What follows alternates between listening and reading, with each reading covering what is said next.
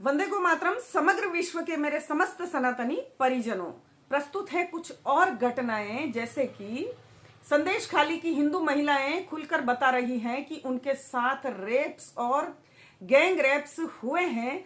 बावजूद इसके भारत में नहीं तो बहुत कोई शोर शराबा है, न कोई हड़कंप है, न कोई धरने प्रदर्शन है, न कोई विद्रोह है, और न ही यहां तक कि हमारी माताएं बहनें सड़क पर हैं।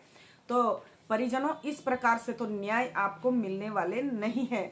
और जिस प्रकार से हमने पश्चिम बंगाल की अपनी सनातनी बहनों को, माताओं को जैसे मरने कटने के लिए, दुख देखने के लिए, पीड़ित होने के लिए छोड़ दिया है, तो कल को क्या यह सब हमारे क्षेत्र में हमारी माताओं, बहनों, बेटियों के साथ में नहीं हो सकता है क्या?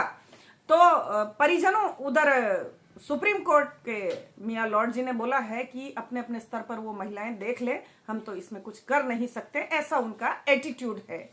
तब भी आपको यदि गाल पर तमाचा नहीं पड़ता है तो परिजनों, फिर कोई एक अच्छी सी गोली ढूंढकर सारे के सारे जो चुप करके मरे बैठे हैं वो सब मर जाओ। क्योंकि कल को यदि उन बहनों को तुम नहीं बचा पा रहे हो तो निश्चित रूप से तुम अपनी बहन, बहू, बेटियों को भी नहीं बचा सकते।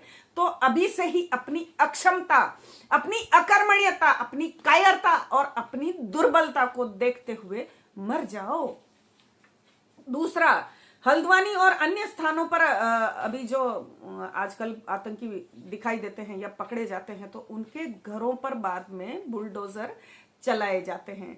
तो मैं समस्त सनातनियों से एक छोटा सा प्रश्न करना चाहती हूं कि इन लोगों का नेटवर्क इतना तगड़ा है कि रातों रात उस गिराए हुए मकान से 100 गुना अधिक आलीशान महल, उस भिखमंगा जो मंगता जो पकड़ा गया है, जिसके घर बुलडोजर चल रहा है, उसके लिए ये लोग निर्मित कर सकते हैं। तो फिर हम एक घर तोड़कर कौन सा बहुत बड़ा काम कर रहे हैं?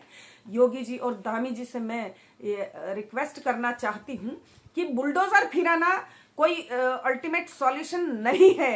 अल्टीमेट सॉल्यूशन है उस वीडियो में, उस फुटेज में जो पापी, जो हत्यारे, जो नीच, जो राक्षस, जो हत्यारे दिखाई दे रहे हैं, उन्हें शूट एट साइट का ऑर्डर निकाला जाए और उन्हें हमेशा के लिए लिटा दिया जाए। क्योंकि इनके हाथ पकड़ने वाले अनंत लोग हैं।